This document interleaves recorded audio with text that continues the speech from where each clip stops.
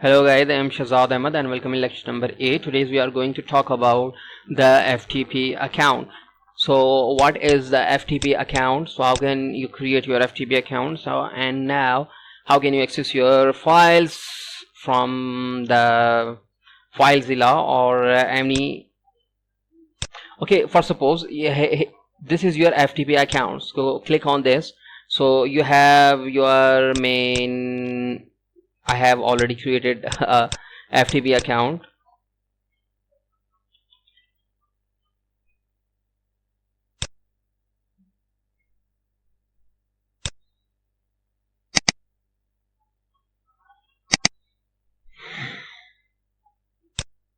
भाई यहाँ से काट देना. So now what is FTP account? So as you can see, add and configure FTP accounts to get your websites on the internet fast. For suppose if you want to access a particular directory outside your cPanel, so what is the meaning of outside? For suppose you want to access your subdomain, which is this domain and these files from the outside, not from the cPanel, from the outside. So how can you do that? First of all, you have to create your FTP account. Then you have to use a software, for suppose Filezilla, FTP and other related software. So I'm going to create the FTP account and I'm saying first of all, add FTP account. You can provide your username, password, okay, and which directory you want to access with the. For suppose I'm saying WordPress, or I'm saying WordPress. So this is the username associated with the domain name, and I'm saying WordPress $123 WordPress $123. Okay, not matched. WordPress one. Okay, WordPress $123 WordPress $123. Okay, so which directory you want to access? So open your file manager. So you can see now I'm going to access under the public HTML directory this folder. Copy this folder. Okay, I want to access this folder. So as you can see, you are at the home/shexy. In this directory you have your public _HTML directory, and in this directory you have your dummy second directory. So you can provide the, I'm saying first of all, in the public HTML. Okay, I'm going to delete this.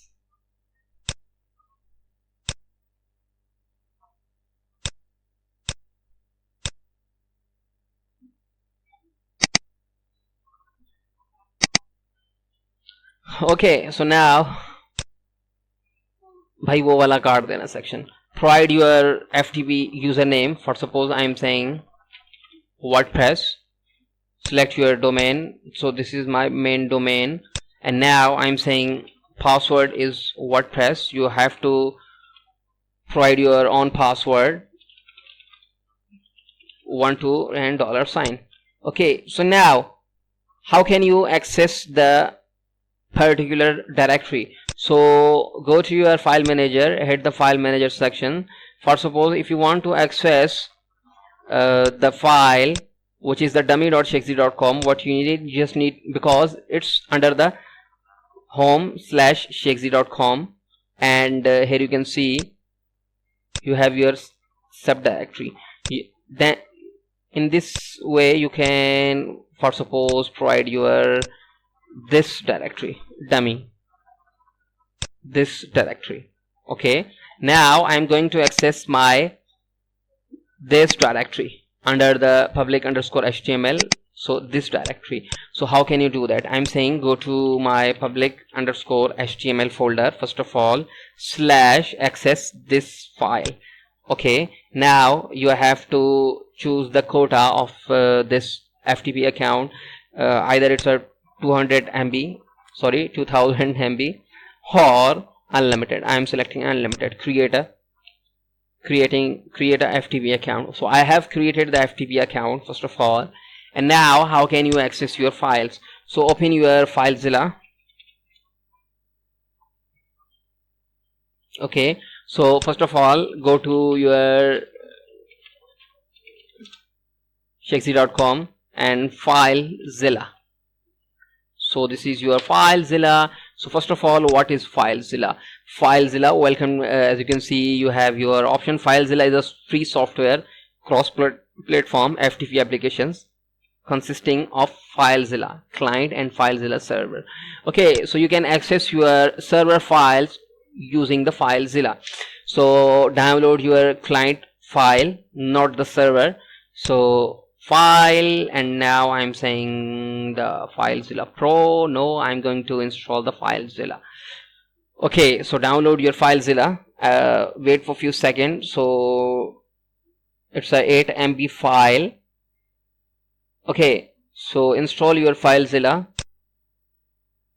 I'm going to install the Filezilla inside my machine, okay. So okay, anyone who uses this computer can access the Filezilla. Okay, provide your, I'm saying create the desktop icon also. So I'm going to install the Filezilla inside my C directory, and now do not create the shortcut. You can also, okay, now next and next. Wait for a few seconds so it can install the Filezilla inside your machine or in your machine. So okay, I have downloaded and I have installed the Filezilla in my machine. So first of all, how can you access your subdomain or your FTP account? So as you know that we have created this username. So this is username.